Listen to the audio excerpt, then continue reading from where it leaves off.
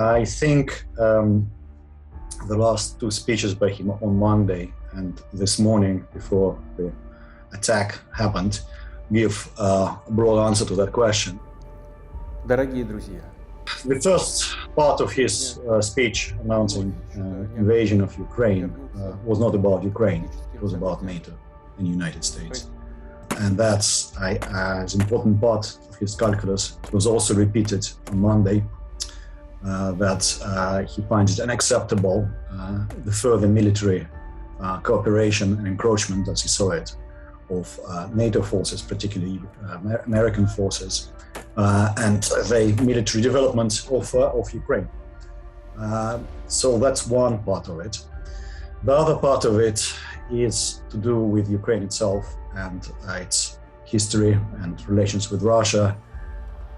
In Putin, repeatedly, his big speech on Monday night, which was very much closely related to his article in June last year about Ukraine, repeatedly stressed the issue of old age Russian lands being given to Ukraine by Lenin, by the Bolsheviks, and being torn away from Russia after the collapse of the Soviet Union. So there is issue of kind of historical relations and resentment of the loss of influence and also loss of Russian lands.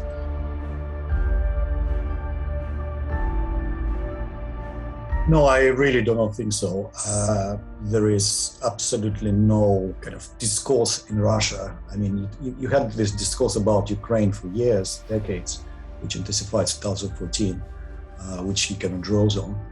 There's nothing like that in terms of the Baltic states. And I think more importantly, the issue here, of course, is the NATO response, right? So NATO very early on, when the first warnings emerged about possible invasion of Ukraine by Russia, made very clear that we're not going to fight for Ukraine. That's completely different from the point of view of NATO, right? So I mean, the United States made it very clear that they will fight for NATO members, and we will put troops in those areas like a tripwire sort of strategy, right? So if Russia attacks, it will also kind of hurt Americans.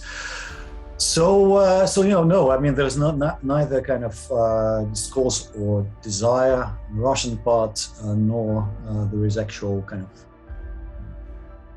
practical possibility of that happening. What we're talking about here is just not like a few months. This is a real change. It's kind of decades we're talking about here. Russia is this big rupture with the West, really big rupture. I mean, it's been coming. Yeah, Russia is going to be different. The question, of course, is what impact the sanctions and general kind of economic burden involvement in Ukraine will have for Russia. I don't expect any kind of immediate threat to Putin's rule, but over medium to long term, we're talking about 5 to 10 years. But that might be possible. But it's a complicated thing. Russian domestic politics, they've been tightening screws on domestic opposition and so forth, so they are quite well in control. And also, they've been preparing for the sanctions. They've been preparing for the sanctions for many years. They built up big reserves. They developed alternative payment systems. They've been developing economic ties with China and so forth and so forth. So we are here for the long haul.